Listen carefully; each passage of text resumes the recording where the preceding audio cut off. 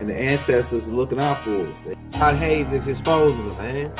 Okay, you see that chair right there? See how big it is? Yeah. Now look at the poke chair under it. Scroll down, look at the poke chair under Never have it been made so clear. Young TV.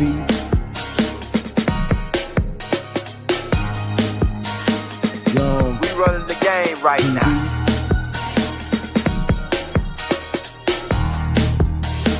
Young TV. Time to take over. Young We the hottest in the game. Hit that like, hit that subscribe button. If you just not tuned in. TV. Share, like on your Instagram, Facebook. Young TV. If you tuned in, we broadcasting live from 2030, baby.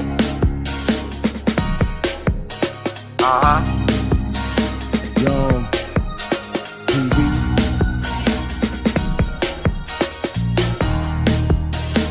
Young Taking over the game, baby. Oh yeah. Young TV. Hit that like. Young TV. Get them likes up in the air, you heard me? Young TV. Ride by. Hotel Islam. Young TV. Assalamu alaikum. Flown lesson. Young TV. Hit that like. Hey, peace, ride by. If you're new to the channel, hit that like, hit that subscribe button. Y'all, they ain't chopping us up, is it? Oh, y'all, we got Chief up in here tonight. We about to get it cracking. We got so much evidence, man. That boy Rob, man. I guess Big Mama Best been giving them stuff. Hey, look into this. And then we look into it, and a whole bunch of stuff just started falling out. All this evidence that we found, and it's pretty much fruits of a poison this tree, basically, you know. Hey, Rod, so hey, we can get right. We're gonna bite right there. We got a couple questions to bite right down into it. Hey, y'all hit that like. I see y'all. One thing before we get started, Elder. This go ahead, Rod. Just y'all, all of y'all watching, y'all gotta remember, everything I do, whether I make an announcement or not, is public notice. All social media platforms are legal, viable outlets for public notice. The legal standard is time-stamped archivable format, right? With the reach of more than 1,000 people. Mm-hmm. With that being said, roll the coin, Elder. Let's get it. Hey, man. Also, like I say, this right here is evidence. All the tapes that me and Rod been doing is all evidence of all the information that we seeing. You know what I'm saying? So this pretty much is another nail in the coffin, because when Rod said something about the Adjudication Act, then we went backtrack and found out that, hey, how did they reenact this Adjudication Act? They reenacted it through hijacking the Constitution 1789, 88. Hey, Rod, could you go in on that? So they hijacked the Constitution and they created this Adjudication Act, which I think was the Freemasons. And people blaming us, say, oh, the Moors did it, right? Because one bad Moor like Banneker. Go ahead. You gotta remember when we say Moors, we make distinctions between dirty Moors and righteous Moors. Right. And a lot of people get that confused and they attack all Moors. Mm-hmm. Right now, just for some clarification, as soon as Empress Verdiasi let the dirty Moors in, she couldn't go no further. Her infiltrators was present. Mm-hmm. Malachi was doing just fine until he opened up the Nubian Nation of Moors chapter of the Holy Tabernacle Ministries. Soon as they came in, the bullshit came. Pay attention. This is not an accident. When Malcolm X left the Nation of Islam, what nan pale-face enrollee in the Nation of Islam, he said the Nation of Islam has been thoroughly infiltrated by the New York Police Department and the FBI. Right? Then he publicly started naming names. But during his public address, he said, I'm not telling you nothing that the police don't know because they told me. The police gave Malcolm the names of the infiltrators to try to get him to roll on Elijah Muhammad. The audio tape is available on YouTube when the FBI went to Malcolm X to try to get him to work against Elijah Muhammad, right? So it's not a secret. It's an open secret. It's something that's in the public domain that everybody has overlooked or neglected because it was hidden in plain sight. When it's hidden in plain sight is what we most likely to overlook. Example, everybody remember the I Have a Dream speech from Martin Luther King, but don't nobody remember the interview he did where he was standing in the church explaining how the European peasantry was brought over and undergirded with an economic floor and mechanized their farms in order to undermine and override the farms of the people of the land. We forget about that part. We forget about what he told Harry Belafonte. I think I might have integrated my people into a burning house, right? But how did he find out? Because there's a 4-year gap from 63, I Have a Dream speech, to days before his assassination, where he's giving this speech saying, I'm not sure this nonviolent stuff gonna work, but I done committed to it this far. I got to figure out a way to use it for what? To go get the check. I'm going to Washington and I'm going to get the check, right? We also forget that he said, I'm tired of fighting for something that should have been mine at birth. That means that he knew what his birthright was. But between 63 and 67, 68, what happened that made him change his position and his ideology? It's called the Great Meeting. There was a mainstream media blackout, but it was reported with photographs in the Muhammad Speaks back then and since been reprinted several times in the final call under the Minister Farrakhan. Elijah Muhammad gave him the whole scoop. We the tribes that don't got treaties. The tribes that don't got treaties is going to be treated worse than all other treaty tribes because we don't want to do business with the interloper. There's receipts on my page right now where it clearly say that it was Black Indians that was working for the government protecting the colonizers from Black Indians. Let that sink in. Roll the coin, Elder. What's next?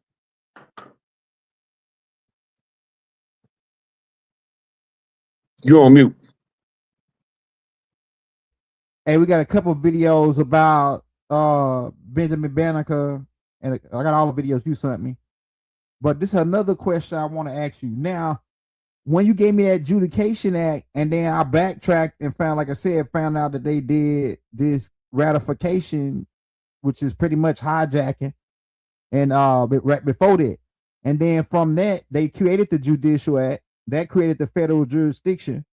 And then everything, if based on what the information you gave me last week in the tape we did in the Big Mama's 8, where the adjudication thing is a fraud pretty much, and people have already proven this in court, like the general, the EE General Electric Company went against a couple companies, went against them and proven that it was a fraud. So that stands the reason the Nationalization Act, copyright, the Patent Act, all these acts that came after that is all fruits of a poisonous tree, right, Rod? Well, when the Pope rescinded the Discovery Doctrine, everything that follows the Discovery Doctrine is rendered null and void using the fruit of the poisonous tree. What do that mean, though? The fruit of the poisonous tree is this. If I rob young elder at gunpoint and take $100,000, Right.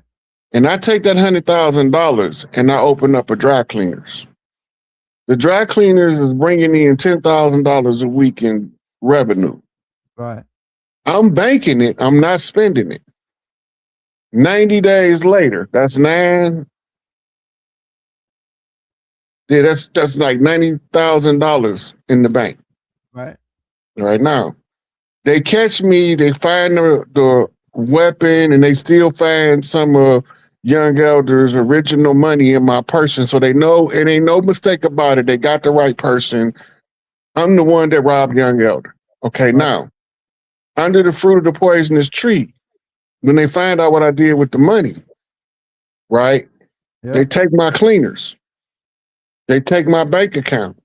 I cannot benefit from these fruits that I gained from this robbing young elder situation. Why? Yeah. Now, it's two things they can do with it. Normally, if the injured party is privy to the information, which means the indictment, right? If he's privy to the indictment, that means he's a legitimate complaining party.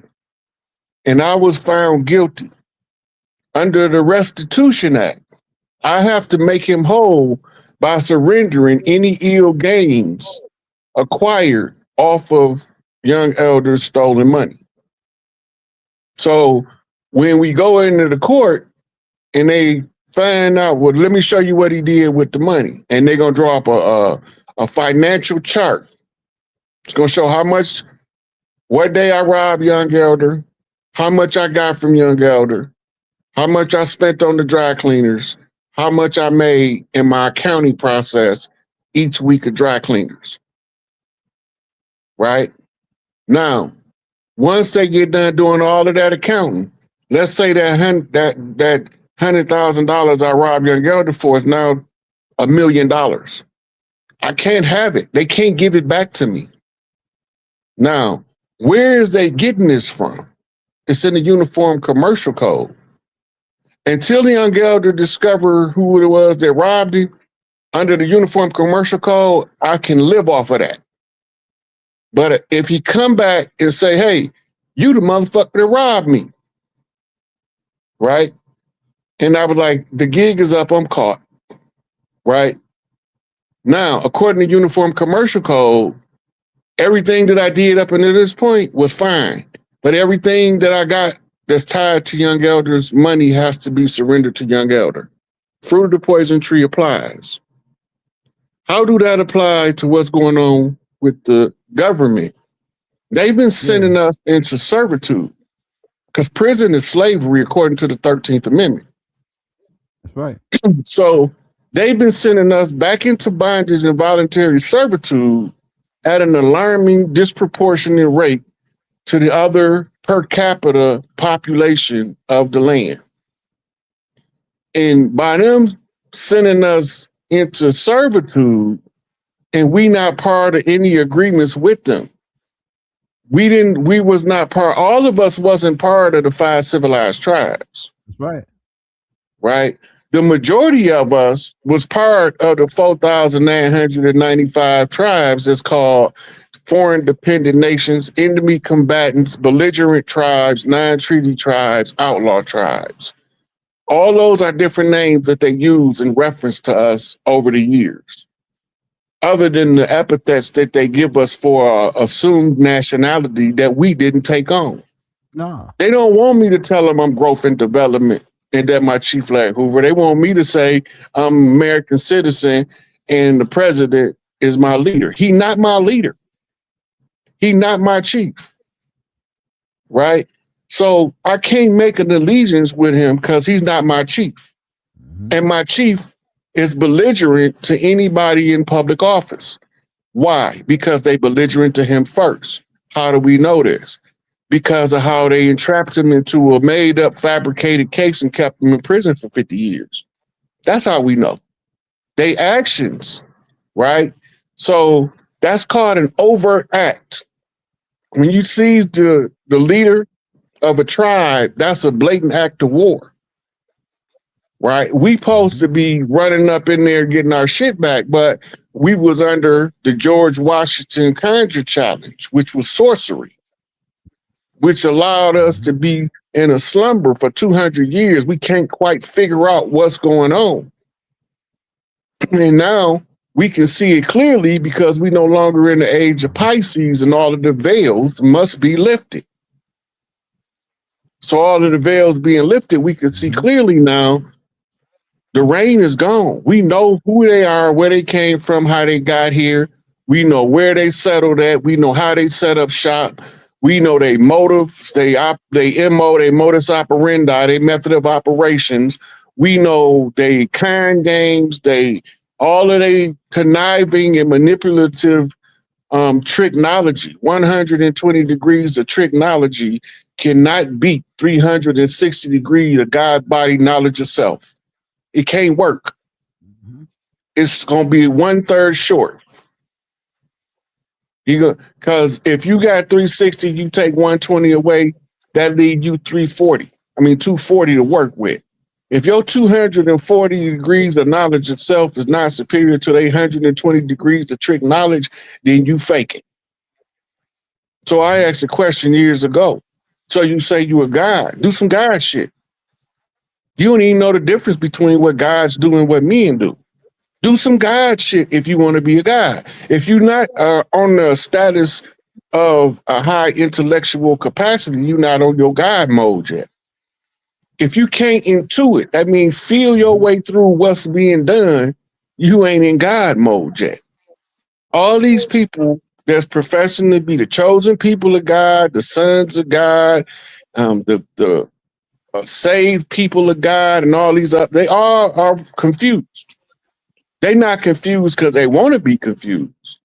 They confused because it was designed to confuse them of knowledge of self. So I was talking to a brother a little while ago, and he was telling me about Islam and Nation of Islam. I said, do you know why their doctrines is fundamentally different? He said, no, tell me. And I told him. The tribal rule is you can use anybody's information, but you got to make it your own. You can only stay in another chief house until you become the chief to establish your own. Can we show this working in the Nation of Islam by students of Elijah Muhammad that has took what they learned from Elijah and made it their own, and they opened up their own house? You got Clarence 13X, the Nation of Gods and Earths. You got Silas Muhammad from the new Lost Found Nation of Islam. You got Hulan X, aka Yahweh ben Yahweh, in the Hebrew Israelites. Then you got people that detest Elijah Muhammad after he taught them how to be a man, and they converted to Sunni Islam, like Siraj Wahhaj. Bilal Phillips was all associated with the early Nation of Islam movements in New York. But once they got to the point where they had outgrown what they thought was a doctrine that didn't suit them, they needed that discipline. They couldn't have been a functional imam in Sunni Islam without first being disciplined because of the nature of the people of the land. Because of our nature, the Nation of Islam has to have a higher level of discipline for us because we ain't easy to discipline. And we hard-headed, and we stubborn. And we don't bleed fat meat greasy even when we chewing it. And our lips is shiny, and our fingers is slippery. So we needed an excessive amount of discipline and an excessive amount of organized structure in order to be able to organize the knowledge of self into a cohesive format. A lot of people right now, they see the dirty Moors in the infiltration of our organizations. And then they blame the whole organization for the infiltrators' actions, right? For the longest, everybody thought that Farrakhan and Elijah Muhammad had Malcolm killed until the FBI files finally come out that two of the people that went to prison wasn't even in the location at the time. The one guy that went to prison was actually the only one he was the first one to get out. Make it make sense. He was the first one to get out, walked around New Jersey unharmed and untouched. But them other two sat in prison another 15, 20 years after that guy was roaming the streets. He passed away though, but he was the only one that was actually involved with the New York Police Department, the FBI, and the assassination of Malcolm X. The other two was innocent. They did all that time for shooting Malcolm, and it was two Negro FBI agents that was the trigger pullers. One of them was actually still standing around Elijah Muhammad after the fact. The one with the shotgun and the peacoat. He stayed in the New York mosque the whole time. While the fallout was going on, he knew he was an infiltrator. And he ain't never stopped talking bad about Malcolm. But he was the infiltrator, right? So when we look back on it now with the FBI reports, and then we realize that all them years we was accusing the wrong people of the fall of our shining black prince. Just like Martin. We thought that some dude named, what's his name? Was it Lee Harvey Oswald? No, that's Kennedy. James Earl Ray. All this time we was thinking that James Earl Ray was the trigger man in the Martin Luther King assassination until we discovered that one, the bullet didn't kill him. The doctor killed him in the hospital because it came out in court. And we discovered that this dude was charged with Martin Luther King's murder and had nothing to do with it, was nowhere near the site, and they paid him $1 million to confess and never paid his family the money, which they promised him to do. When they reneged on, all this came out in the trial. What came out in the trial is that Martin was set up by them niggas that was on the balcony with him. No Ty Jesse. And they talked about, it's another receipt, if you go back a couple days on my page, where the brother was talking about how they was paid massive amounts of money to the church to bust up the cohesion by sending everybody off and giving them grants to do their own thing. All that was the fallout from Martin. But now we have people who don't understand what Martin went through saying that he was a traitor because he changed his name from Michael King Jr. to Martin Luther King Jr., just like his daddy changed his name from Michael King Sr. to Martin Luther King Sr. Martin didn't actually have a name change till he was like an adult in his 20s. But they never stopped calling him Martin Luther from the time his father changed his name when Martin was about 5. So he wasn't even using his government name at all. Guess what? When you use a nickname or a non-government name, that's a tribal name. That's your nickname is your tribal name. That means your people named you that name and it stuck because of your character and your personality. So when we're looking back on history, it's 2020, but it's clouded in a bunch of chaos to keep us confused. They had us thinking that Malcolm and Martin was in opposite ideologies.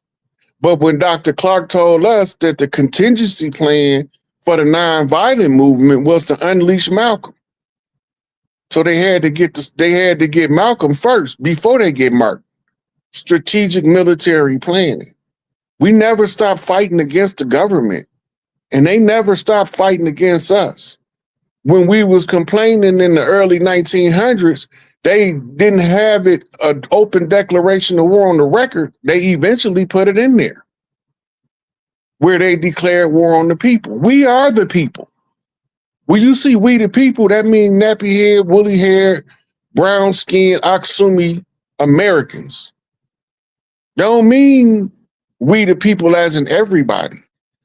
We the people used to be the name of every tribe in their own tribal tongue, right? Even the word tribe is an exonym. We didn't refer to ourselves separate from one another because the sign language in the original native sign language for our tribal name was always we the people. So no matter, and there was another term we used called the kinfolk. The kinfolk was the ceremonial side that did the ceremonies, right? And they was the ones that ceremonial tribal members went to. They was primarily the Blue House, and they called them kinfolk because everybody in the tribe wasn't a blood member of the tribe. They wasn't in the tribe by blood. They was in there by honor. Different system, different standard. On the Red House, you had to be blood related to somebody, or you can't get in none of their tribes. That's why right now, most of the people, you could reach out to Chief Warhorse, she's not gonna talk to y'all. It ain't that she acting funny. She out the Red House. If you ain't related by blood, she don't want to really F with you. She don't really trust nobody that ain't from her bloodline. That's the way that they wired on her side of the family. Right? So our rules, under the kinfolk rules, what we call our GD literature, that teaches us growth and development. And it teaches us how to recognize other tribes and how to treat the foreign tribes when they come on the land. Ambassadors is what we being trained for, right? Why do we need to be ambassadors? Because ain't nobody training us to be it. So the executive board put out the literature that actually trains us to do this work that me and Elder doing, right? I speak up for Malachi, but Malachi not my chief. Y'all gotta remember that. I speak up for Angel Bay. That's not my chief. Larry, my chief. I speak up for Prince Lowe, Four Corner Hustler, and those are kinfolk. They not my chief. But when they've been done wrong, and they've been attacked by the system. I speak up for Giant Africa, but I'm not part of the movement. I speak up for Mutula Shakur, but I'm not part of the African Liberation Army. I speak up for Finney and Tupac and Huey, but I ain't no Panther. Right?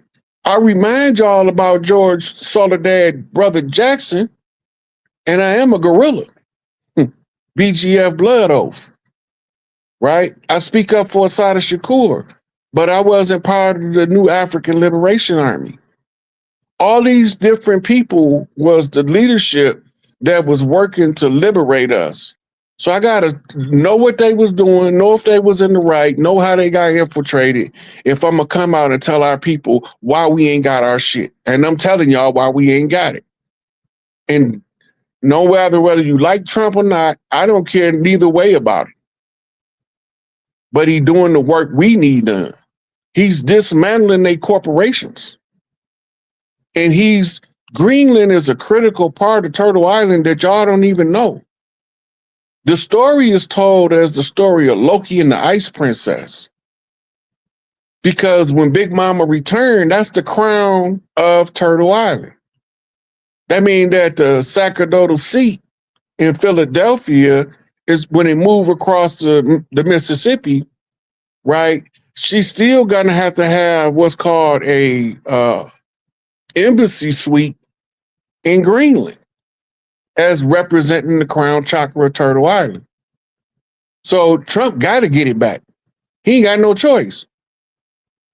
And go ahead. I got a clip here from some stuff that you're talking about. Let me roll this clip real quick about the Trump thing in Greenland.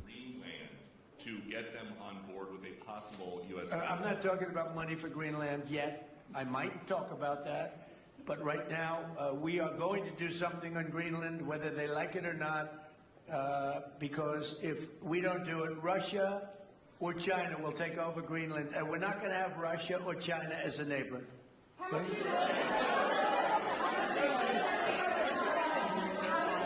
I would like to make a deal, you know, the easy way, but if we don't do it the easy way, we're going to do it the hard way.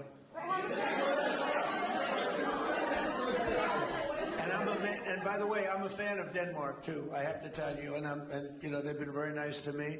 I'm a big fan, but you know, the fact that they had a boat land there 500 years ago doesn't mean that they own the land.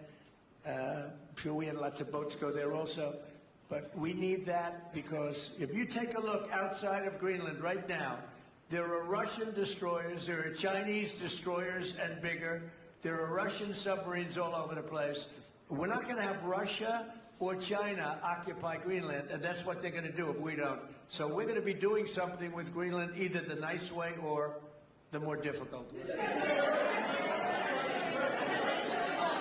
Please, go ahead, ma'am. On Greenland, Mr. President, why is it so important to you to own it when you have a military presence there, which you could expand to affect security? Because when we own it, we defend it. You don't defend leases the same way. You have to own it. And, you know, with a nation, look at what happened with Obama, with that horrible deal they made with Iran. It was a short-term deal. It was like a 9-year deal. Countries can't make 9-year deals or even 100-year deals. Countries have to have ownership. And you defend ownership, you don't defend leases. And we'll have to defend Greenland. If we don't do it, China or Russia will. Not going to happen. We are not going to have, and I like China, I like Russia, I love the people of China, I love the people of Russia. I get along very well with President Putin, but I'm very disappointed in him. I get along very well with President Xi. I'm going to go over to China in April, but I don't want them as a neighbor. Hey, one key fact that he said that just because you had a boat that landed there 500 years ago don't mean you own the place. We should be saying the same thing that U.S. Corp. And we are saying the same thing. Yeah, right. Go ahead. You got to remember, Dred Scott applies. We didn't have any rights they was bound to respect. Right? They couldn't give us freedom because we was never slaves. Go back and reread the Dred Scott case. The ones who was captured and given freedom was called freedmen, but they couldn't give them freedom under Dred Scott because they was already free. That's why they named them freedmen. It's also freeman, right? What's the last name? Liberator, which means one that's been liberated, right? So we got to understand that we never stopped fighting since 1492. The war never ended until now. Until now. It just evolved.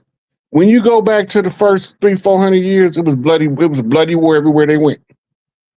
They couldn't go nowhere. And they was being protected by people that looked like us, that masqueraded as us. But they wasn't us. And that's why they keep calling people the Black Indians was protecting the colonizers. No.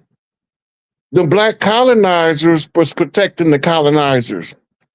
The paleface don't start coming over here to the 1600s. Who was we fighting from 1492 to the 1600s? They don't even get into the West African slave trade until after the West African slave trade was abolished in West Africa. So they said it wasn't no palefaces that was doing slave trading over there. And they wasn't coming over here. They was taking them around across the Pillars of Hercules to the Mediterranean, where they had their slave ports at. The slave ports was in Tunis, Morocco, and parts of Egypt, going into the Middle East. And then you had the ones in Europe that was in Greece, Italy, Sicily, which just took a major water hit. Sicily did. It's an island. Sicily is also where the offspring of Hannibal and his armies, who had children with the women from the Iberian Peninsula, they was exiled to Sicily by the Roman Negroes they was fighting. If you don't know who they was fighting, then you can't put this together. You got to realize Romans didn't turn pale-faced until the 1900s. All of those emperors was all brothers, but they got to give you the token. What was it, Marcus Aurelius? They had to give you the token Negro and then paint everybody else white. So it'll look like it was an exception. Emperor what was his name? He came from Africa. And the only reason why they had to tell you he was black, because part of his rise from general to emperor, right? They told where he came from as a military genius. They said he came from Africa, so they can't paint him white. And then in that era, for us to believe a white dude came from Africa, paleface came from Africa.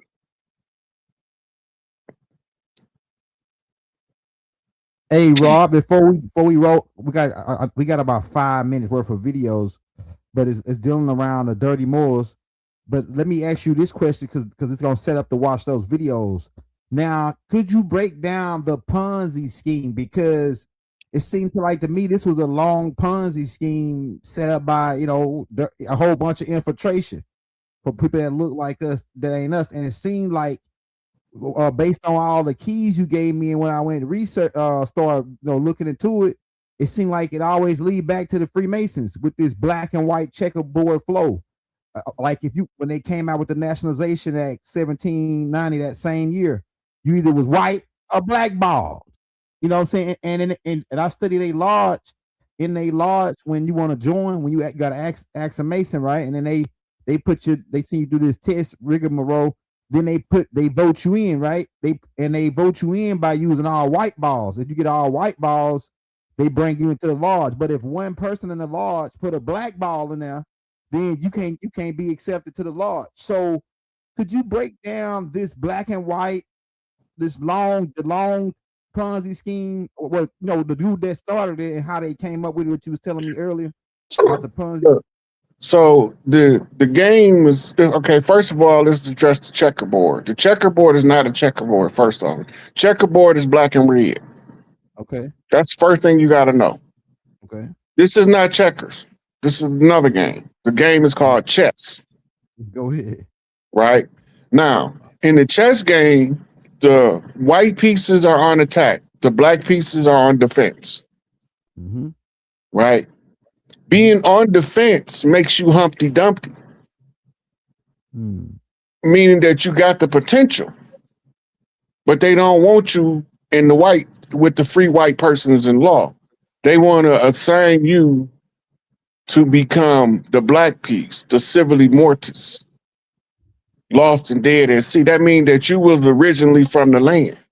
Mm-hmm. The white pieces on this chessboard are the invaders. We started off playing Battleship. If you go back, there was an announcement in the news back when Trump first took office that there was a British ship that he told they can't dock in the harbor outside of DC no more. The reason that is because we had to sink their battleship. But first we had to get rid of the guard ship. The guard ship in the bay represented the guardian ship of the Vatican that was given to the Empire of Britain, right? And they had to keep the guardian, which was a guard ship, in the bay. Now, the guard ship is protecting the ship that ran ashore. The Plymouth Rock, the Mayflower, the good ship Plymouth, right? Malcolm told us we didn't land on Plymouth Rock. Plymouth Rock landed on us, right? Because he was telling us about the international complaint that got us in this condition where we had to come up with an alternative solution than bloody war. This was the George Washington challenge. But first, they had to make a blood sacrifice. And they book called the Bible, they got what's called the blood of the righteous or first blood of the righteous. The first blood of the righteous in sorcery and blood magic mean when you invade a land, you got to get the highest ranked individual you can capture and kill him and spill his blood and use his blood to write the blood oath contract. This blood oath contract, we call it the United States Constitution, not the one that's in the Library of Congress. That was the first Constitution. This is a secondary Constitution. Now, this is the Boston Massacre after the Boston Tea Party. The Boston Tea Party, the T is the square. This is telling you that it's a hangman game about to take place. In other words, it's about to be a public execution as represented by the Boston Tea Party. The Boston Tea Party was the prelude to the Boston Massacre. The Boston Massacre culminated with the death of Crispus Attucks, and they have to tell us he was the first person to die, to shed blood for this nation. No, he was not. He was the first one of us to shed blood, that they can put us in a stupor by writing the Constitution in his blood. Right? Now, they still have to go on a killing spree because they got to get rid of everybody that remember the old ways. This is where you bring in your Black Brotherhood of Spain, right? El Español Hermanos del Negros and your KKK, because they are the origin of the KKK. The regalia of the KKK comes from the Black Brotherhood of Spain, which was established by Moors in the Dark Ages. Okay, now, these people in the South by the tribes is referred to as the Black Hand because the leader of the raids always had on that white regalia, KKK regalia, but the Black Hand was always hanging from under that white robe, and it wasn't no glove. Only thing they can tell the antiquity to identify who their attacker was to tell them it was the Black Hand that hang from under the white robe. Later, they gave pale faces black robes to mirror flip the circumstance. And this is where you get your Judiciary Act, your false judiciaries under the 1863 Charter of Savannah, Georgia by the French King George, who became King of England. He told them to take everything from us using the law. Well, the law that they given us is predicated upon levies and liens. The lien is the contract. Because when you lien, you at a slant. The contract means against the tract or against the land, but you the living land. But they want to tell you the living man because they want to separate you from Mother Earth. They want to tell the son that he don't have to honor the mother from which he came, as long as he can get the current that you can see, that paper, the green. The green is just the dye marker, right? That you put in the water to see where the current take it. And that way you can know what tributaries is coming from where in order to find out how you get into the mainstream. The mainstream is the old Mississippi, but we think the mainstream mean the common collective of the pop culture. The mainstream is the Mississippi because the old Mississippians is the oldest blood of the land, with first in time being first in line, having first right to the earth rights in order for one of the sons to restore the mothers.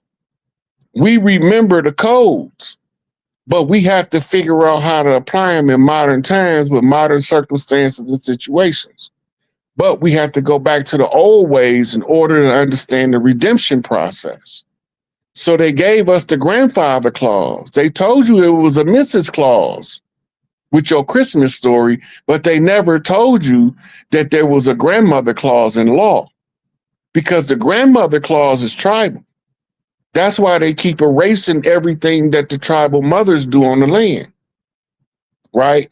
If Lucy Parsons would have had the right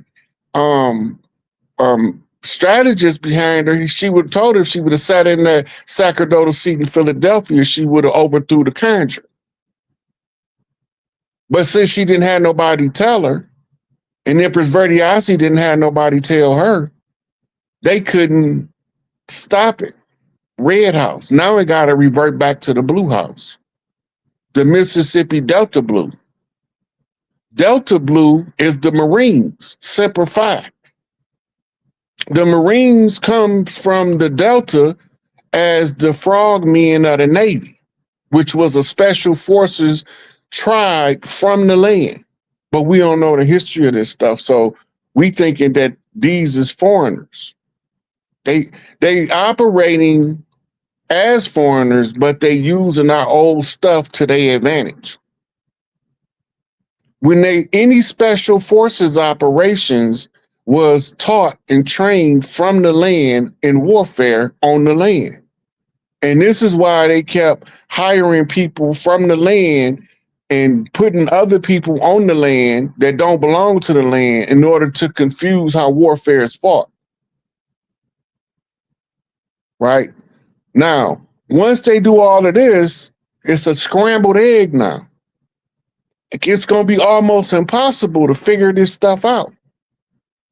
Especially with you add the paper genocide, the Trail of Tears, the Indian train that don't nobody talk about no more. And I used to hear about it all the time when I was a little boy.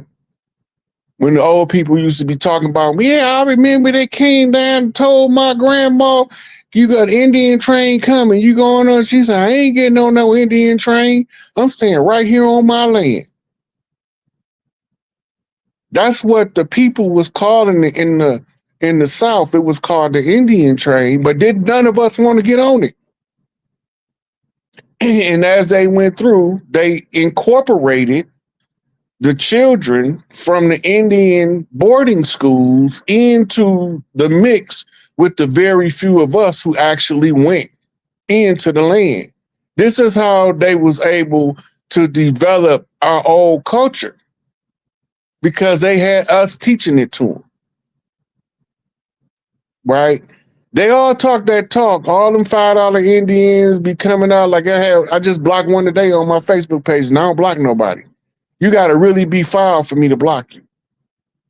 Right? But when he want to try to convince me I'm from Africa and he from Siberia, then we ain't got nothing to talk about. I'm not the import. Right? I'm the original. I had a conversation a few years ago with a Moor, and he was like, which tribe you from? I said, all of them. He said, what you mean? I said, my bloodline is the root stock of all tribes that's native to this land, that's original to this land. Old Mississippian blood, Aztec, Inca, Olmec, I don't care what you call them. They the same people, and we ain't never went nowhere. We still here. That's why Tupac can talk to me in a song and tell me way more than you can read in the book. And the song only 3 minutes long on average. Right? He can get more information to all of the chiefs on the land in one song than you can put in a whole book. Brother Jay, cold talker like a mug. You go listen to Brother Jay, and if you can understand the Egyptology he using, the tribal lingo he using, and the way that he's using it, he can educate you on your condition. Raquel, one of the greatest to ever do it. Follow the leader. Brother said, digging my ducks, never dug him. He couldn't follow the leader long enough, so I drug him in the danger zone. He should have ranged his own, spacing the place just to cuts to range the tone. It's one R in the alphabet. It's a 4-letter word, and it's about to get more complex from one rhyme to the next. Eric B, be easy on the flex. Right? They can tell us stuff. Ice Cube. He know he had Afro Chief. right? We call them Afro chiefs because the hairstyle now was referred to as an Afro. That's not what they was called in antiquity. They was just called Mississippians. Mississippi is not a European word, but it's coded and loaded with code. But if you don't know the code, you won't never flip the message out of the code.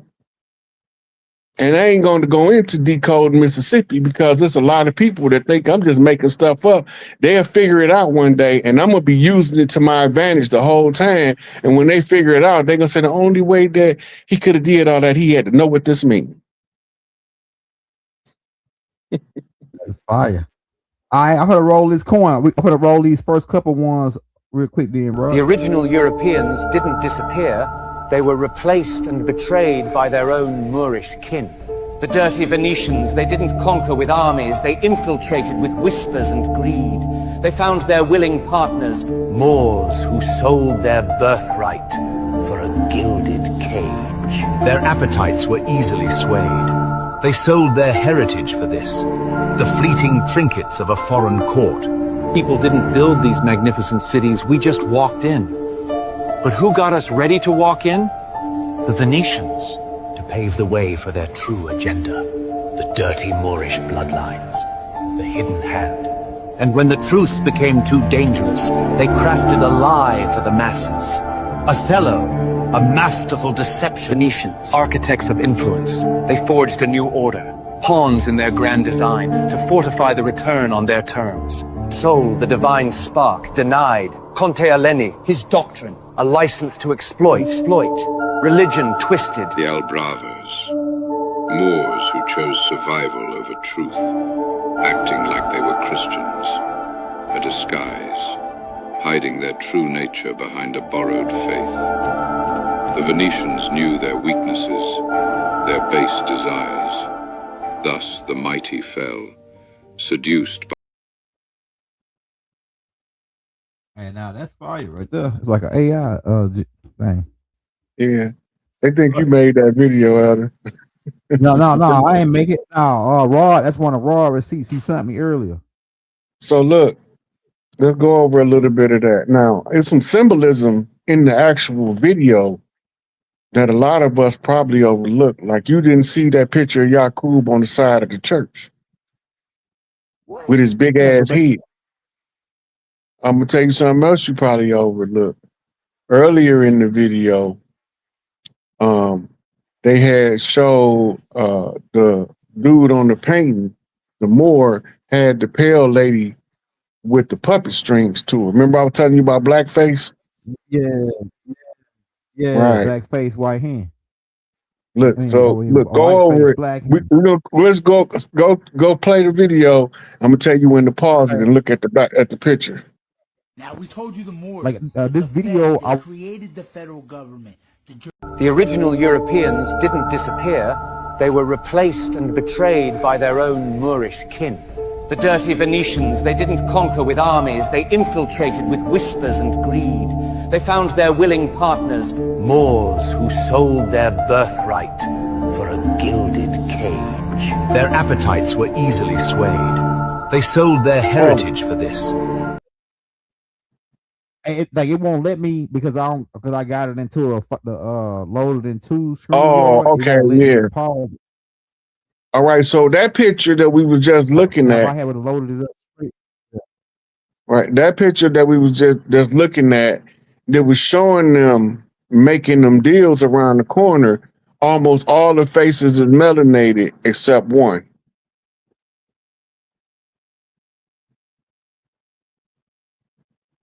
If you play a little longer, you're gonna see. I'm gonna let it go this time. Let it go till you see the puppet master pulling the strings of the pale lady. The original Europeans didn't disappear.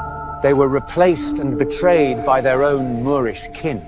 The dirty Venetians, they didn't conquer with armies, they infiltrated with whispers and greed. They found their willing partners, Moors who sold their birthright for a gilded cage. Their appetites were easily swayed. They sold their heritage for this, the fleeting trinkets of a foreign court. People didn't build these magnificent cities, we just walked in. But who got us ready to walk in? The Venetians. To pave the way for their true agenda. The dirty Moorish bloodlines. The hidden hand. And when the truth became too dangerous, they crafted a lie for the masses. Othello, Look, a you see masterful it? deception. Venetians, architects of influence. They forged a new order, pawns in their grand design, to fortify the return on their terms. Sold the divine spark, denied Conte Aleni, his doctrine, a license to exploit. Religion twisted. The Albravers, Moors who chose survival over truth, acting like they were Christians, a disguise, hiding their Pay true attention. nature behind a borrowed faith. The Venetians knew their weaknesses, their base desires. Thus the mighty fell. Was in the Grand Canyon. They described something like that in the temples in the Grand Canyon. Did you see Yakub? Yeah, I seen him next to that other picture. Right behind the checkerboard floor.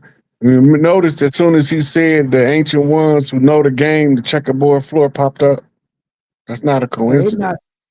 They're not saying the Felicians. They saying with a V, right? They saying Venetians. Venetians, yeah. That's the ones who settled Venice. The Venetians settled Venice. The Etruscans settled Tuscany. Right. I read this.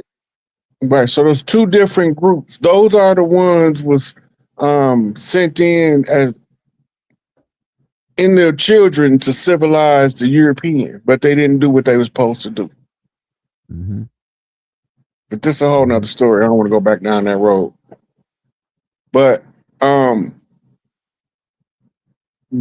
whole thing they were showing you in there was how they was using infiltration, bribery, and deception the whole time.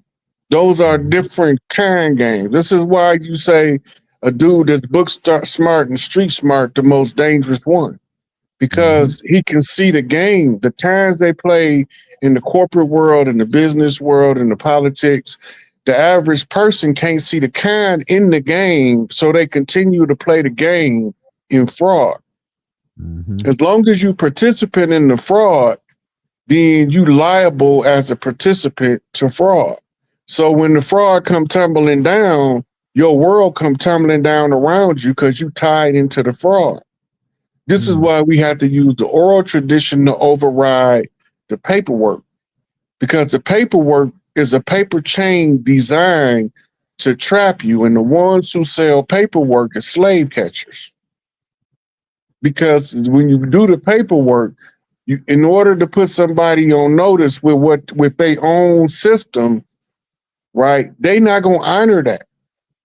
That's what I was thinking about too. That other Right. part. So it was like what I posted the other day. When the whole system is acting in fraud and you catch it, which one of them gonna give up their lifestyle in order to honor your recognition of the fraud? No, they all acting in fraud. They can't go against the fraud they acting in because you figured it out. But the more people coattail you pull, the more people abandon the fraud, because that's the only defense to a crime. That the abandonment defense of a crime of inclusion. I mean, it's a conspiracy, a group. When you discover the fraud, you're supposed to cease and desist all activities associated with the fraud, right? The only problem with the way that the system is set up through adhesion contracts, even when you think you're stepping away from the fraud, you stepping back into the fraud. So you still giving them jurisdiction, trying to assert that they don't have jurisdiction, right? You got to wait till they kidnap you first.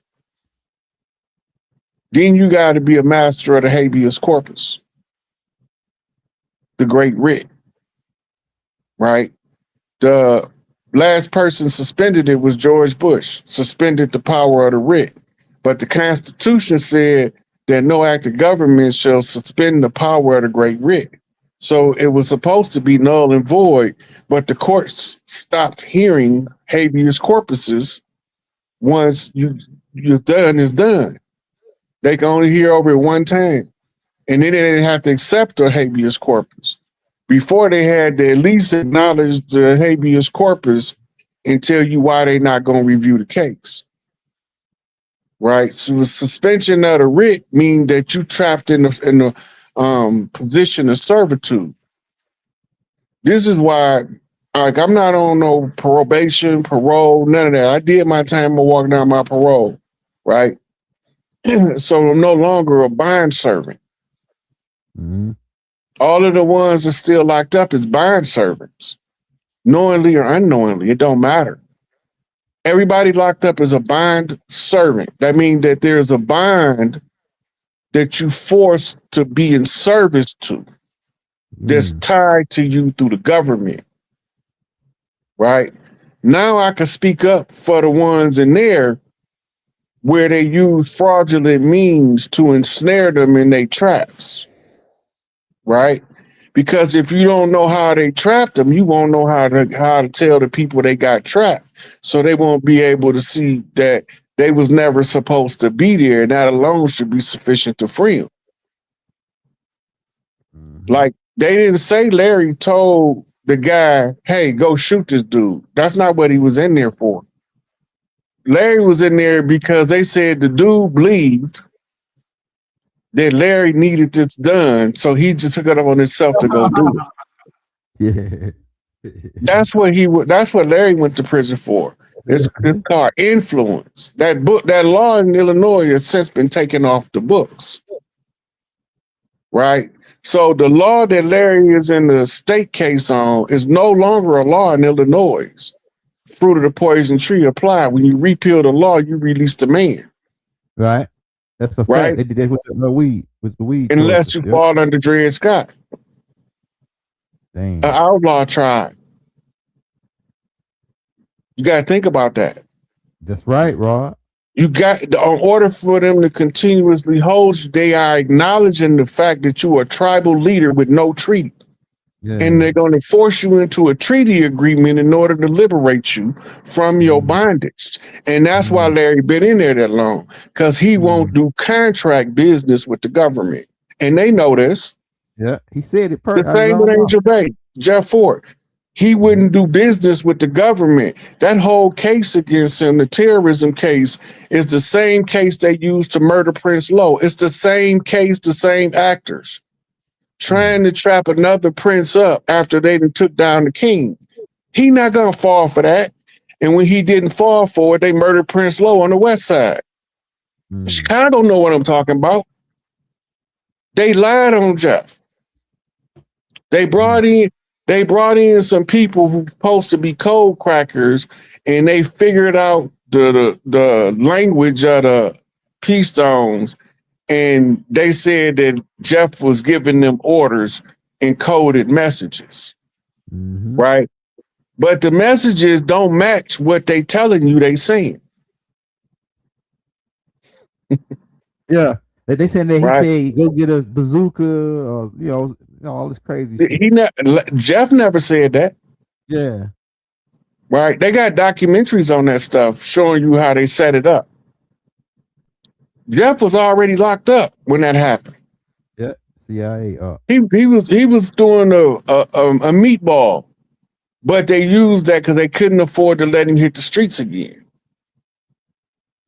He had learned too much, and he had become too influential in the city of Chicago. He would have been able to start organizing the tribes. Between him, King David, Larry Hoover, and Big Bull, and a few others, they would have been able to organize the whole city of Chicago in an instant to put down any resistance from the government aside from air bombing. Damn.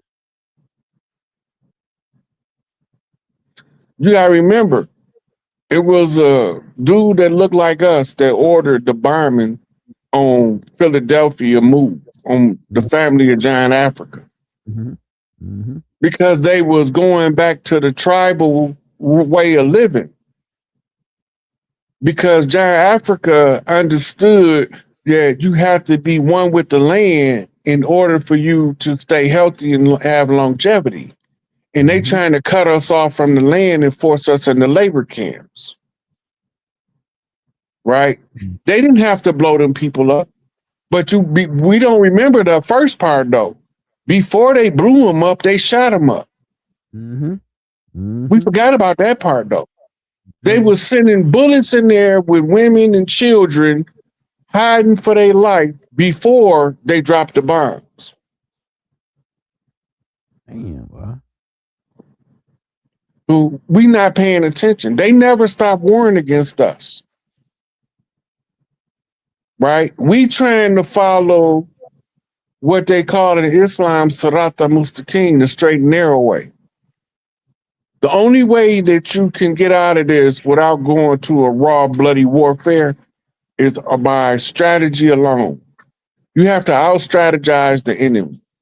Expose his fraud to the people. While you showing the people who's behind the fraud, what they doing with the receipts. Right? That's why these oral traditions are so important. Because under the oral tradition, we can use their written word to prove the corruption of their ways. We can show you they split tongue when they talking with two agendas by they doing two different things in actuality. They signed treaties saying one thing, but their actions did another. That means they came in with two agendas. They lying. They spreading falsehood. Now, the ones who are unaware are the orphans who's growing up after they did murder their parents and their grandparents with no information or no knowledge of self. Anybody that can figure any of it out, they getting lynched.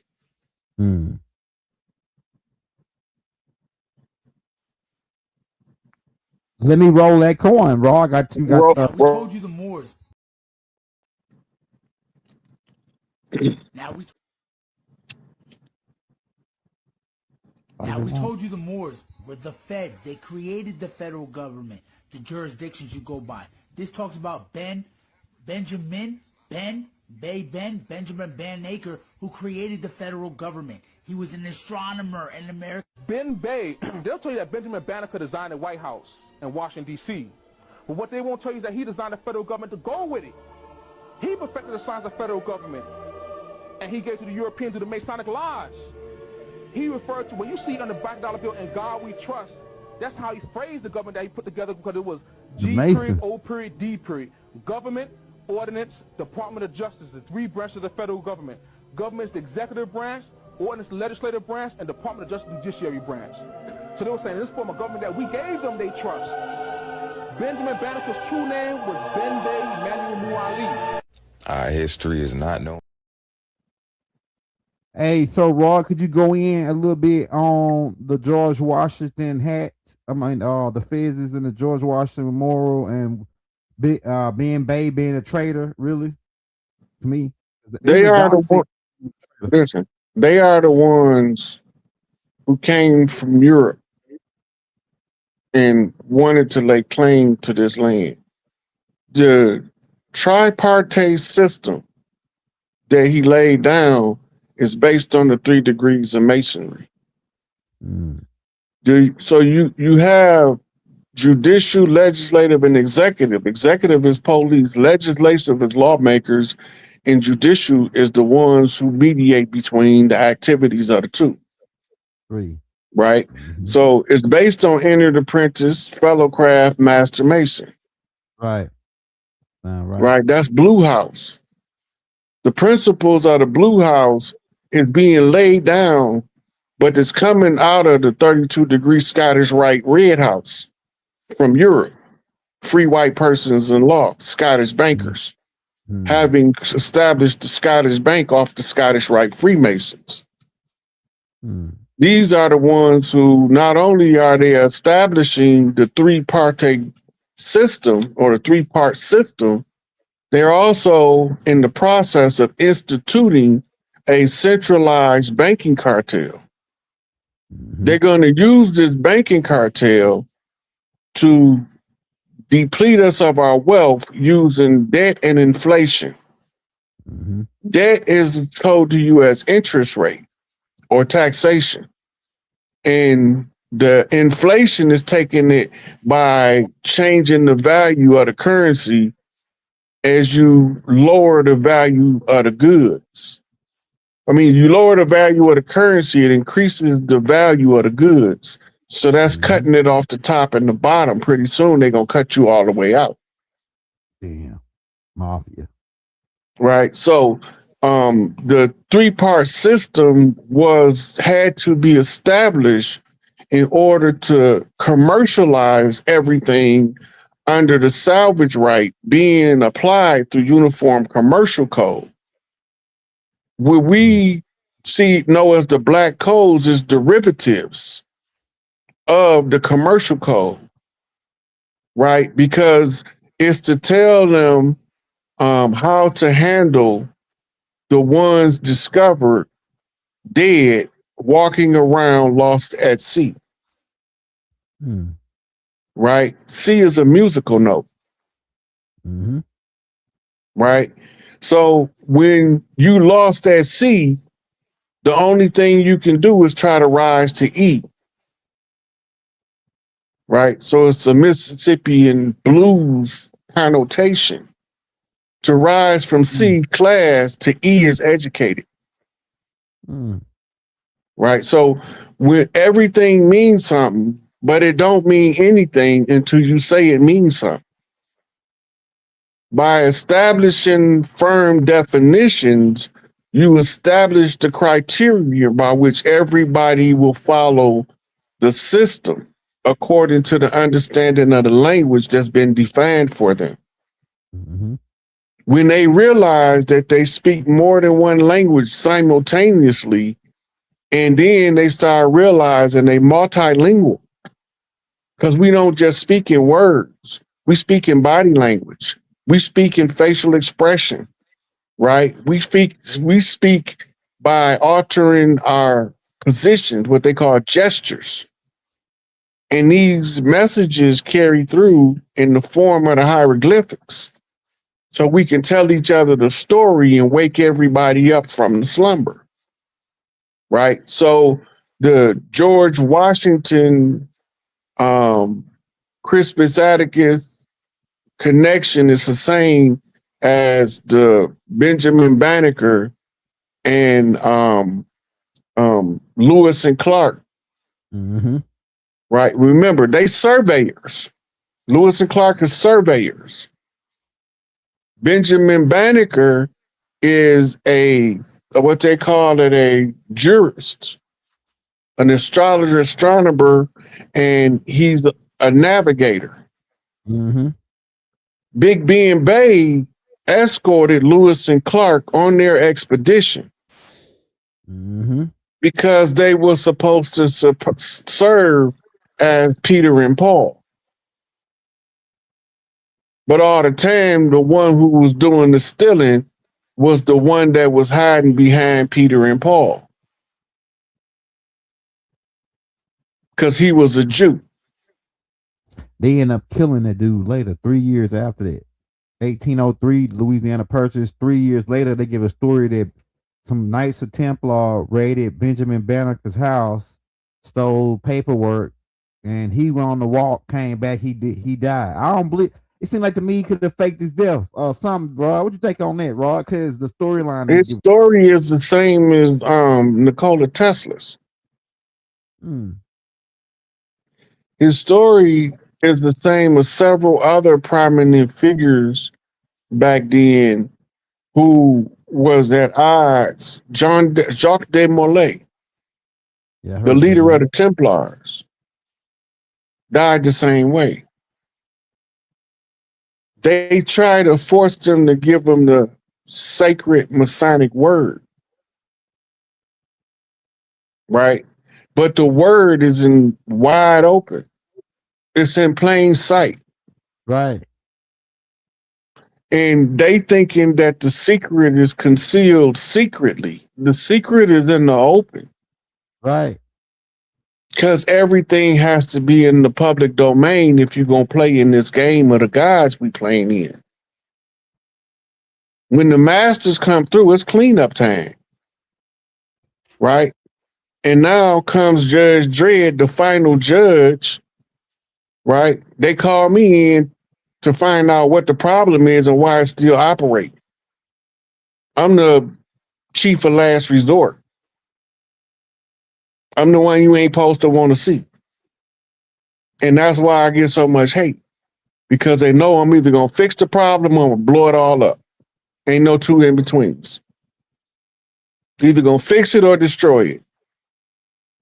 This is fixable.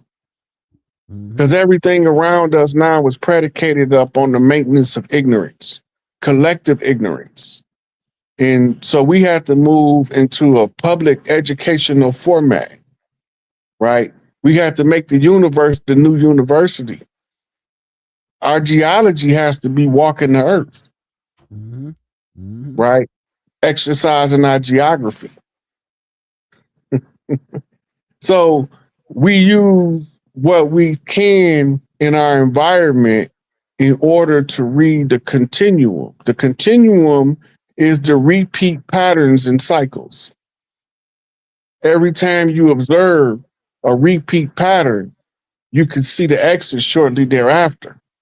But if you don't never pick up on the patterns, you can't never get out of the game. That's what Michael Jackson was telling us in The Wiz. You can't win. You can't get out of the game. You can't win because you have to play it to the end. And the end is when the marathon got to come to an end. It got to be a finish line somewhere, right? If it's a finish line, one of us gonna figure it out.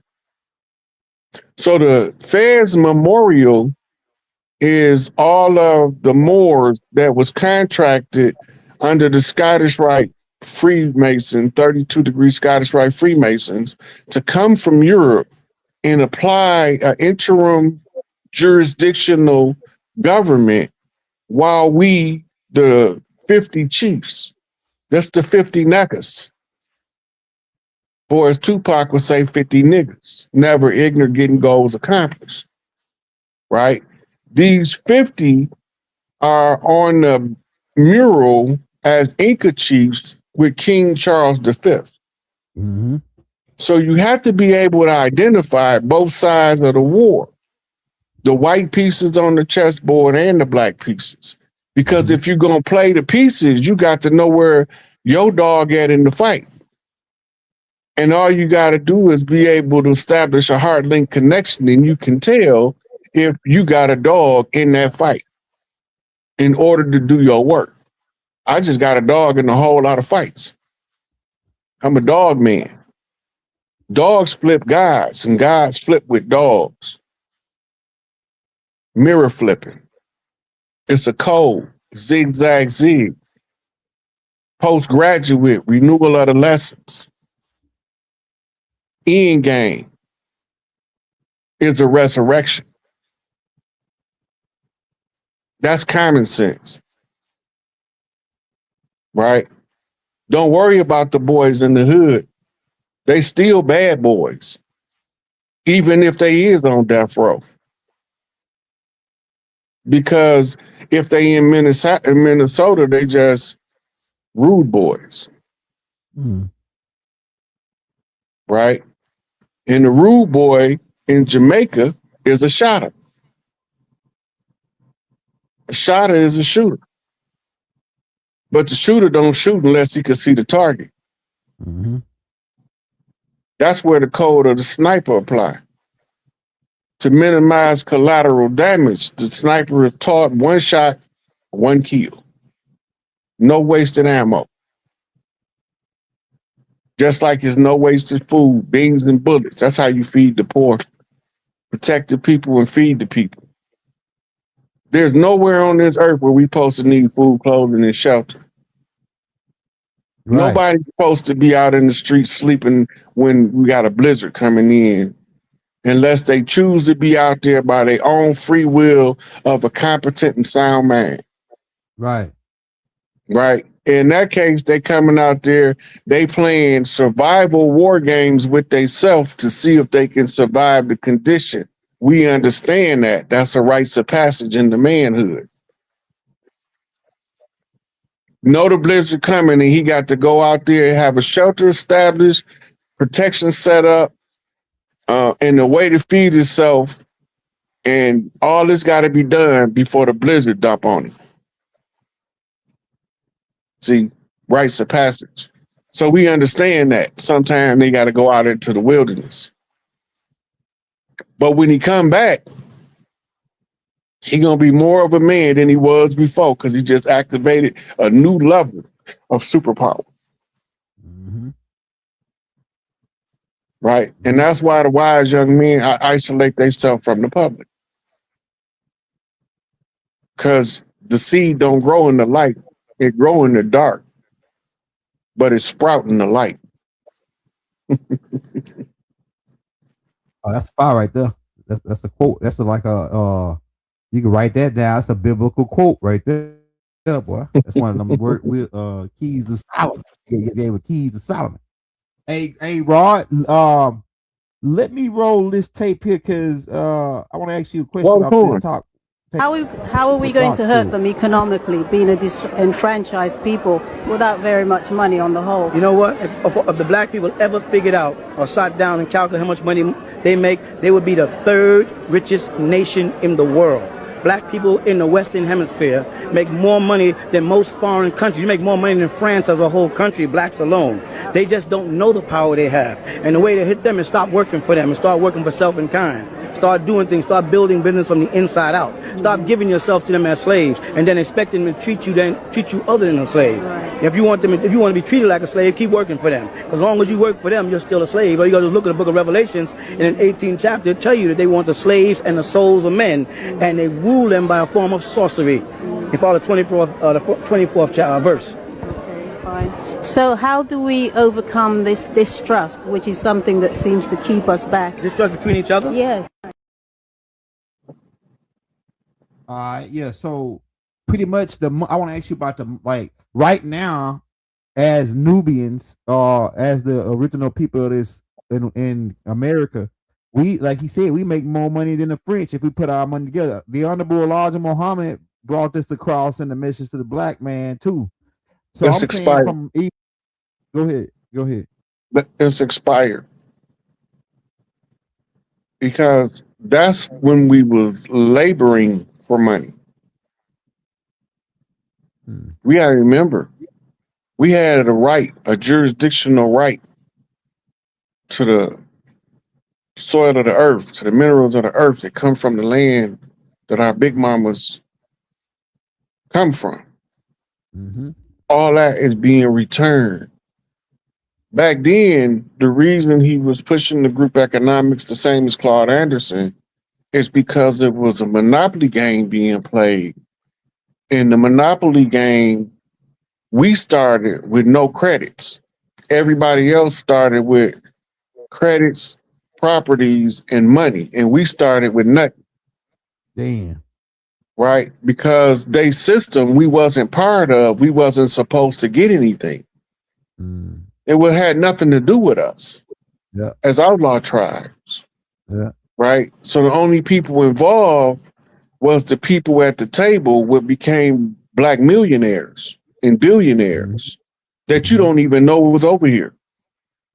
Because they took their money and they moved to their gated communities because they was the ones that was orchestrating the Plato's Republic as a constitutional institution in order to usurp it with sorcery. You heard what Baba said.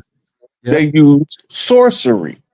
Yeah. The only way to break the spell of a spell is to expose it, what it is and how it works to the people that's being influenced by the energy of the spell. Right? Now, as you do a blood ritual, the blood on paper only lasts for a period of time and the blood fades away. He said 200 years. Is there on average? Uh-huh. That's the story that John D was able to interpret from the writings of Jacques de Molay. John D is a pseudonym. That's not his real name, whoever he was. But whoever he was used the name John D because the sorcery that he got came from the writings of the assassination of Jacques de Molay, the Templar, right? So he take his writings, he tell Queen Elizabeth about the blood oath. It's a Babylonian ritual blood rite in order to compel the people to follow you by using the blood of their leader. Mm-hmm. And this is what they was doing. Certain leaders, according to the rules of the game, they not allowed to kill them, but they could usurp them and block them from the throne. What do usurp mean? Jacobin. Mm-hmm. They can jack you for your Yakub. Right. Now, Yakub is shortened is Jack. Yeah.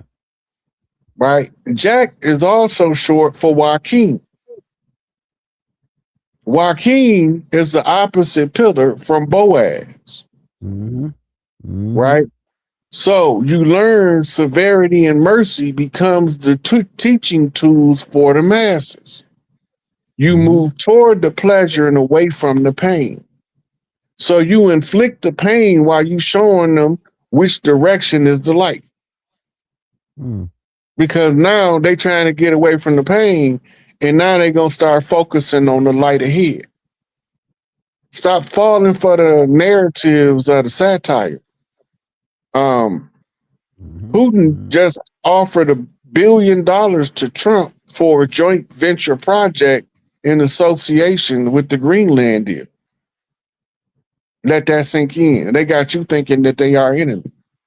They working hand in hand as part of the Earth Alliance to clean this shit up everywhere. That's right. Right? Now, the whole Iran thing, they not going to bomb Iran. United States not going to bomb Iran. Why? Because the people in Iran had enough of the bullshit. Because they tired of being shit on by a bunch of stubborn ass old bulls. Mm-hmm. Makes sense. And antiquated false religious dogma. So they rebel. Soon as they declare war on America, the people in Iran immediately hit the streets. Oh no, y'all done went too damn far. We not finna feed y'all Islamic World War III morals and dogma agenda. We not finna participate. And you ain't finna drag us in it. If you want to fight him, you go over there and put on some boxing gloves and fight Trump yourself. Mm-hmm.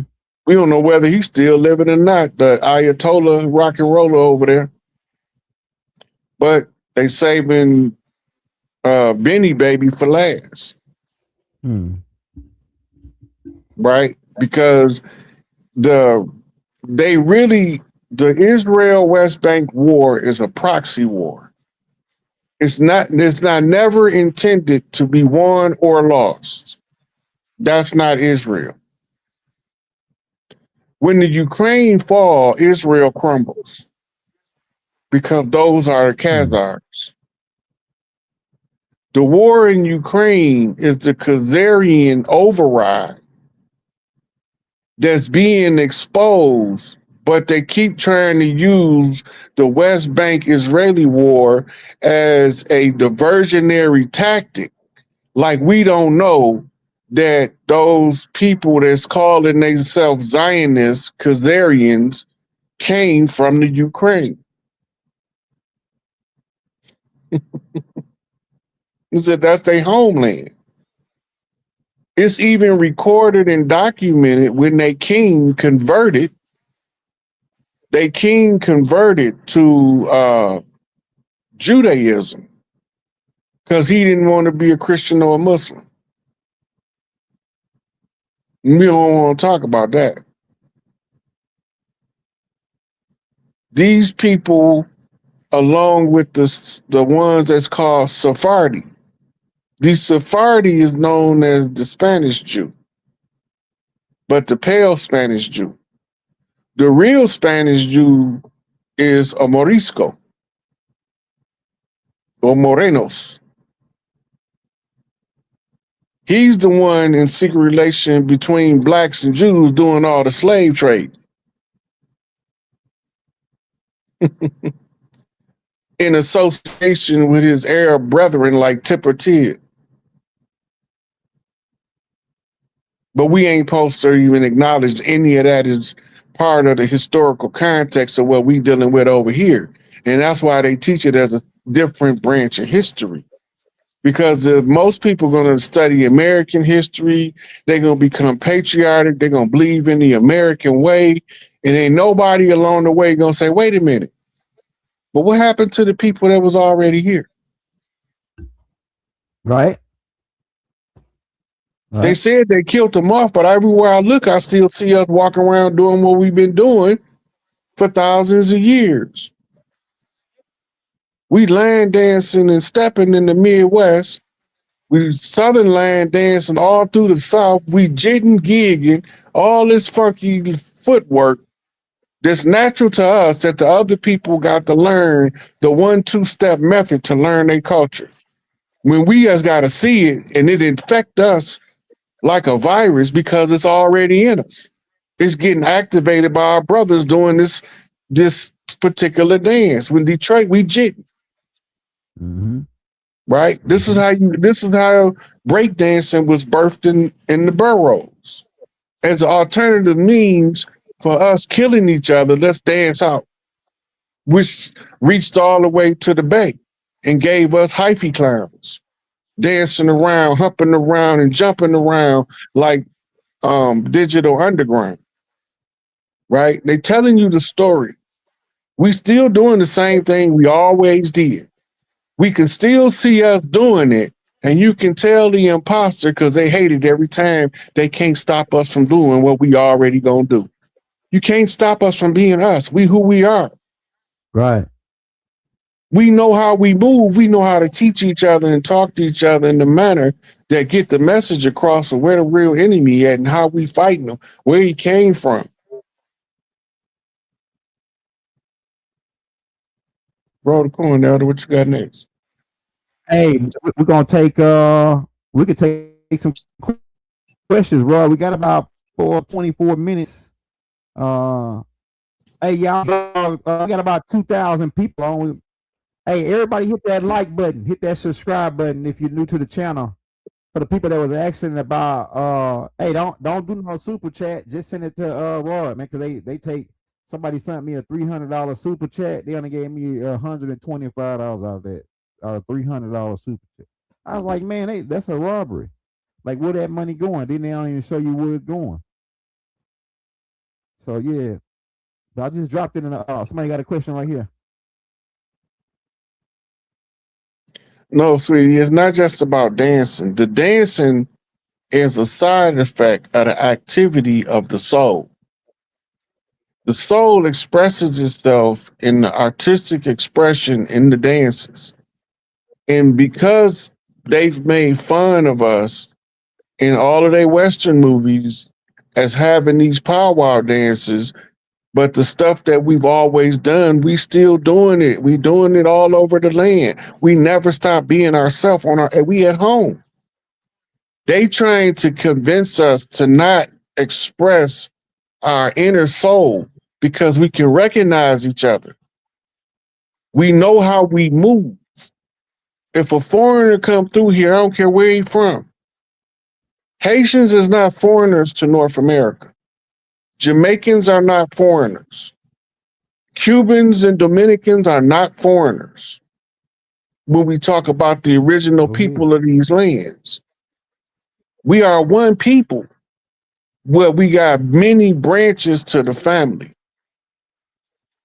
right?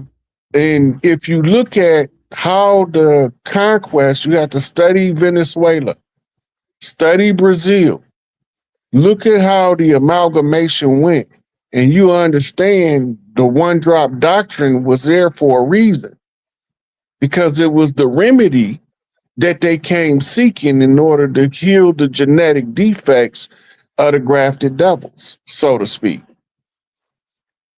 because they was in the laboratory messing around with stuff they shouldn't have been messing with, and we became the ones responsible to clean it up because they was too stupid to figure it out. Stop using sulfur when you're trying to conceal your creations. That was the first problem. Right?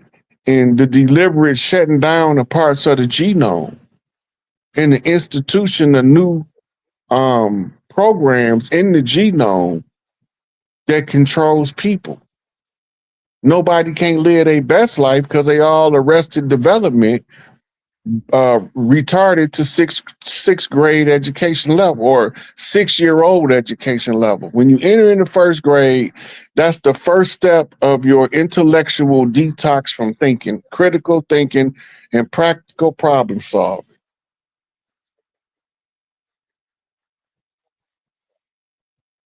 Hey, Roy, I forgot that you had these right here.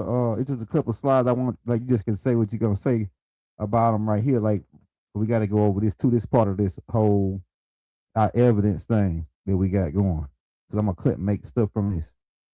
So this is a flyer you sent me about the guilt, like the people coming. It's a whole bunch of people coming out the U.S. now, and it's all in the tabloid. Just ain't talking about it, right? Mm-hmm. This is the guilty. Right here too.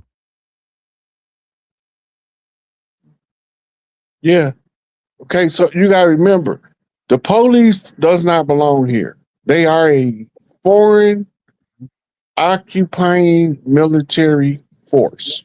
They don't belong here. They only here because they are the executive branch of the interim government. Now, if you want an example of how it worked, you have to go back to the Iraq War. That's the most recent example where you could see its totality, right? The police is equivalent to the U.S. peacekeeping forces in Iraq. And the interim president of Iraq is equivalent to the commander-in-chief of the armed forces that was established here as the United States. The problem is that once the commander-in-chief finds a competent chief of the land that can clearly show you the fraud, he's obligated by the codes of military justice to restore the rightful owners to their proper position as part of the Republic Restored program. It's called the Restored Republic because it's under what's called the redemption right. The redemption right is explained in the Uniform Commercial Code, and how do you reclaim what was yours when somebody's squatting on your property, basically. You have to identify who you are, where you from, and then you have to see if there's a trail that can verify that all of this stuff is fraud.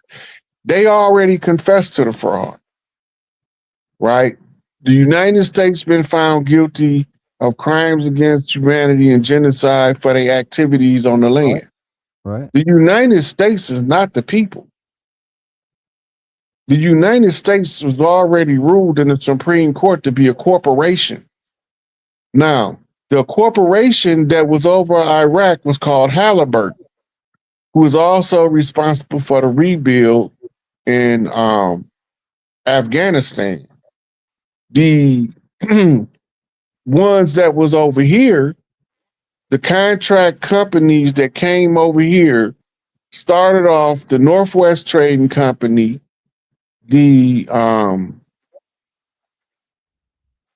Virginia Trading Company, the Royal Company de El Maroc, which we know, we call it Morocco, but it was a corporation. They was all fighting for the right to be the ones to govern over the land until the suitable tribal leader stepped up to reclaim the land. Right? In this struggle, they end up having wars in the transports of goods from America to England because somebody had to pay for this shit. And in the process, the Royal Moroccan Company is feuding with the Virginia Company and the Northwest Trading Company. Those two companies eventually merge with several other companies. One of them was a Dutch company, but they all merged. And then they became one major company. And then they were the ones who's being called the United States of America, because that's the name of the new company that the amalgamation and absorption of smaller companies to govern and rebuild the land was part of. Now, the only thing that they have to do is establish some kind of peaceful arrangement with the Spanish Moroccan Company that's coming out of Northern Africa from the ones who fled in exile from Spain during the Inquisition. Back then, there was no country called Morocco. It was called Al-Maghrib. There was no Libya. There was no Tunis. That northwestern portion was called Al-Maghrib when they was running them out of Spain. So when they went there, they came over here, and in the process, they warring with the company that's going to become the United States of America. And they need to come to some kind of agreement. So they met in Paris, France, to sign what was known as the Paris Accord, which was to establish a peaceful operations by treaty, commonly referred to as the Treaty of Peace and Friendship. From this treaty, they won't interfere as long as when they divide it up, they get their due share. But they can't get it if we win. If we win the George Washington Challenge, they don't get shit. Right? But if we win, the tribes, we get it all back. They lost, we won. I remembered your ass is grass. So now we put it all back together. We reminding people of what happened. And we showing them where we getting it from. And then we explaining it to them different from how it was told as part of the false narrative. Because they had to keep up the false narrative in order to hold on to their last sips of power. There's no more sips.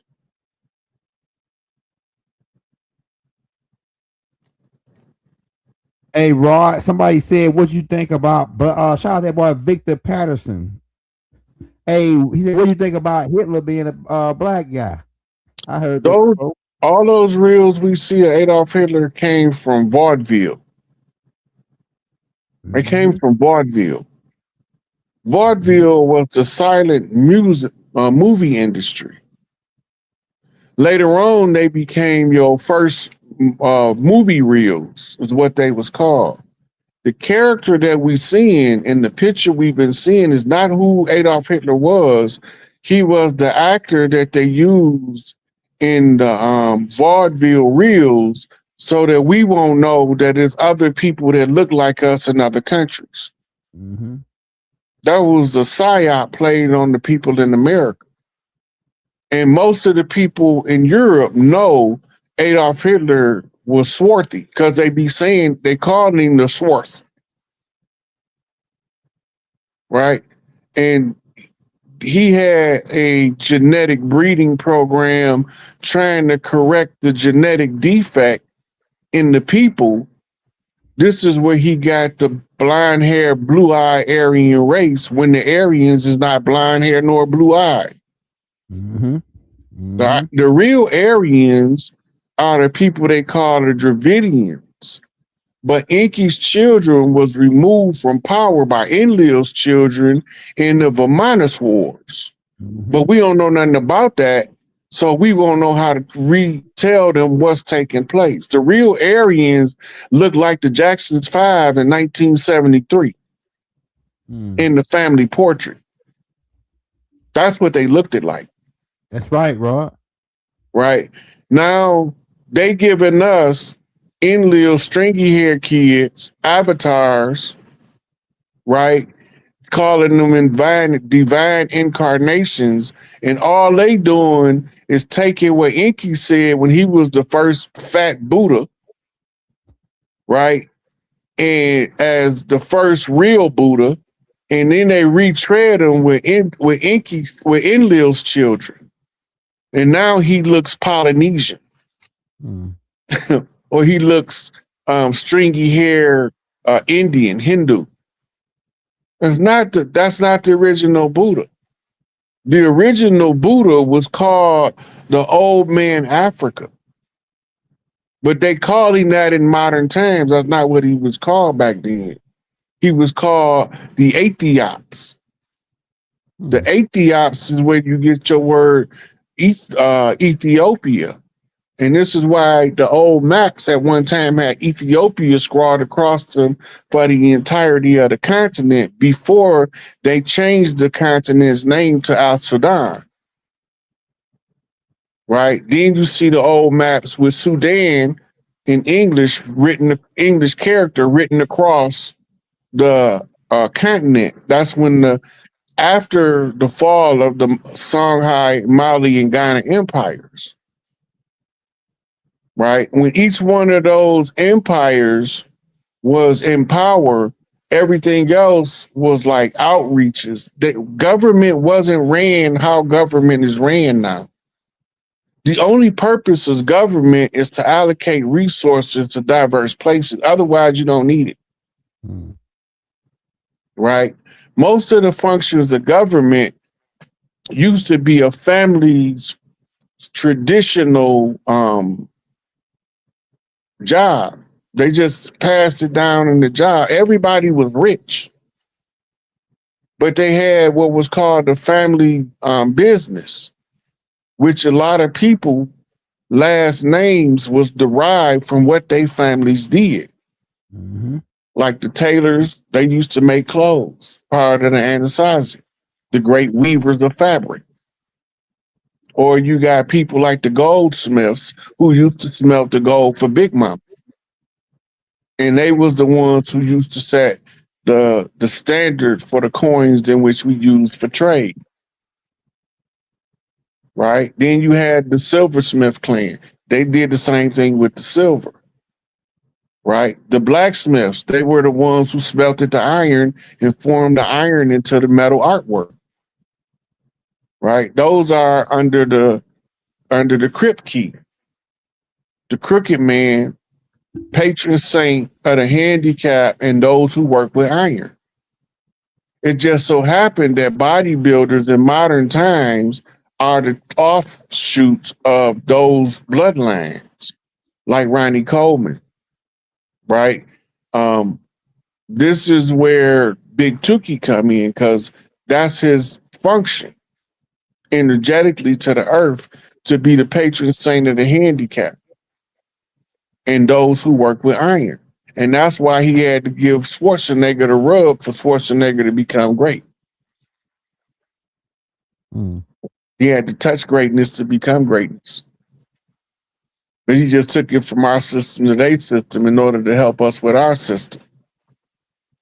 Right? So everything ties back to us at the end of the day. And what's this next question?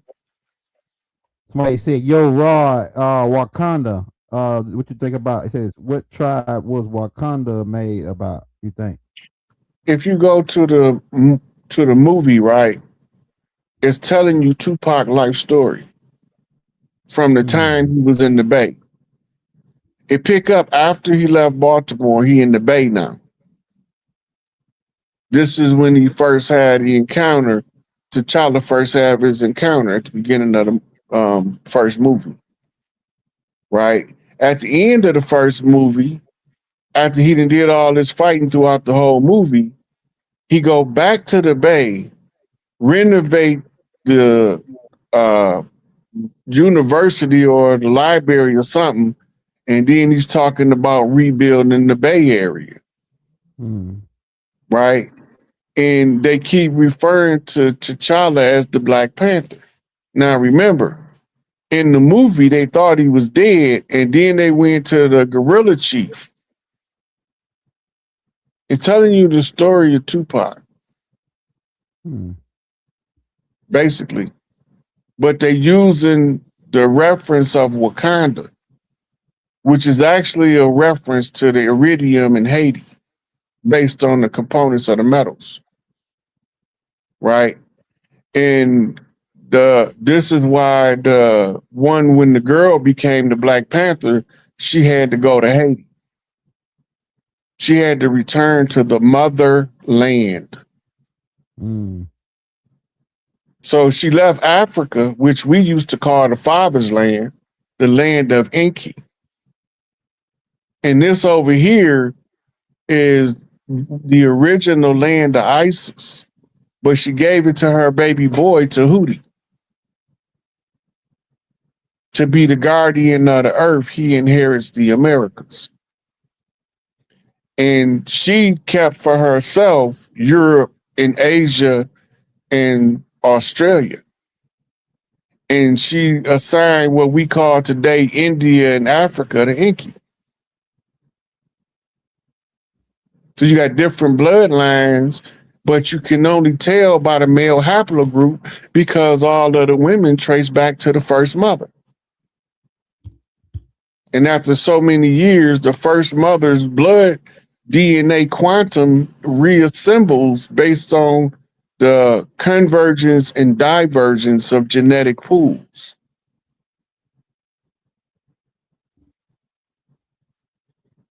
Is he saying Hall? Hall? Yeah, the last name Hall, like Prince Hall. Yeah, that's Chata. Yeah, Chata. Yeah. That used to be Longhouse lingo. The Hall used to be the Longhouse.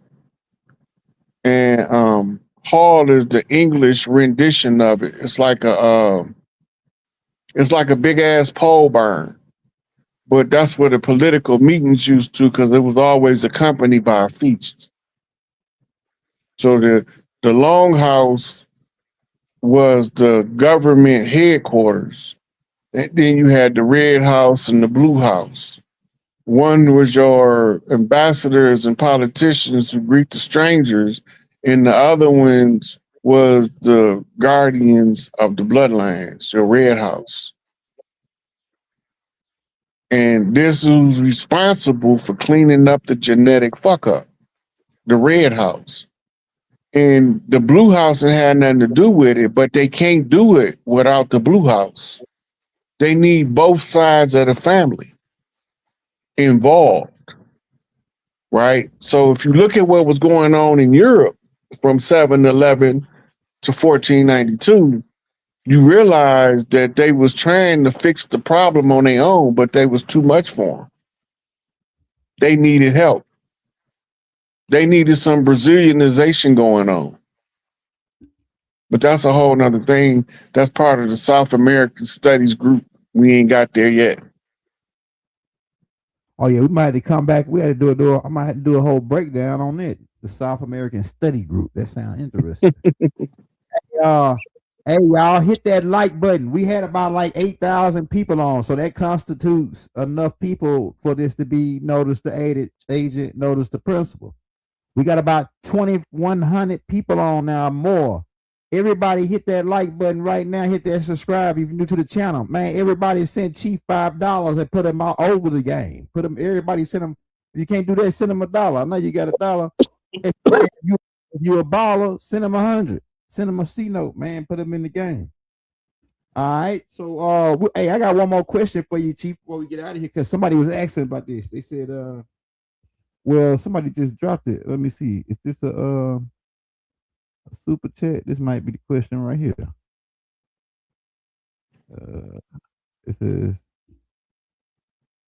to oral tradition. what oral laws in reference to the Dragon Constitution? Drago? They might be saying constellation. No, they talking about the paperwork. Okay. Right. So the oral tradition is older than the paperwork tradition. And if nobody's stopped us from using it, and as a matter of fact, it's one of our rights. And it's both asserted to in the Indigenous Rights Act of the United Nations and the United States Rights of Indigenous People.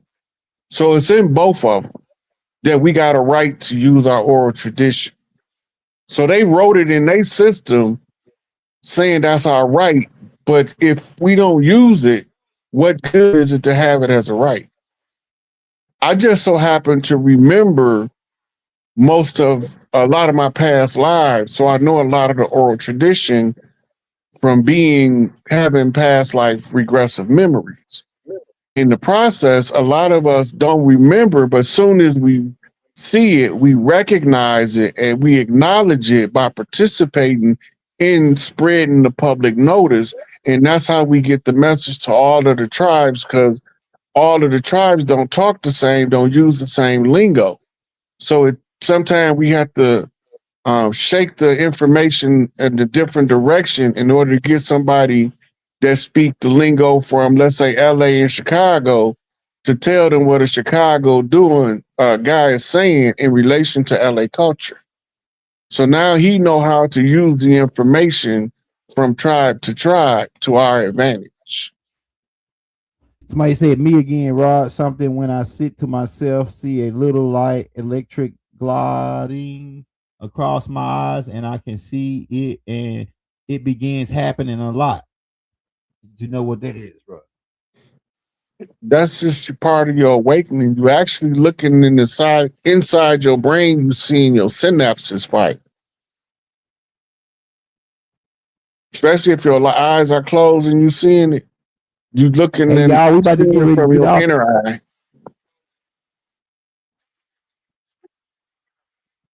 I'm not going to decipher all the last names. Yeah, Did you do a video on the last names, Elder? Yeah, I already got. Yeah, already got. If you want to get the last name thing, go to the playlist we got called Native American Chief List and watch. Shout out Dame Calloway, man, because Dame Calloway was one of the instrumental people on this tape. It's called Tracing Your Ancestral History, Part 1 through 7. And if I remember straight, I think Barlow was Shinnecock, but it depends on where you from, though. So, but those 7 tapes is probably like about 8-9 hours long. They not a piece, but like all together. But if you watch those tapes, it's gonna show your last name, the demographics, what location your family might have been in, how to look up on the dogs rolls. All that information is in those tapes in that file, right? Hey, what else I need to say? Let me just drop this right here. Hey, y'all, hit that like, hit that subscribe button, man. Everybody sent Chief something on the Cash App, man. Well, you want to say something before we get out of here, Chief? Because I got to get ready to shut it down anyway, because everybody got to get up at 5 o'clock. No, I'm good. I think we gave him a lot. Yeah, we'll come back, though. We come up with something else. Hey, I got a couple AI tapes they're going to go along with this to come out tomorrow. They supposed to drop today, but they might not come out tomorrow. They probably come out Friday. So stay tuned for that.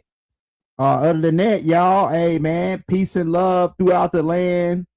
One love, one heart, free all of our political prisoners. Y'all, we still at war. This is a mental war now, though. I feel like this is a mental war. Like we just got to get enough minds, and we got enough minds now, but we want to get more minds aware to the fraud. You know what I'm saying? The more minds we got aware to the fraud, the faster this shit go down. You see what I'm saying? Go ahead, bro. You want to say something? Then we're going to get out of here. Oh, no, we good, Ed. I'm good. Hey, y'all. We out, y'all. Wadu. Wadu. Never have it been made so clear.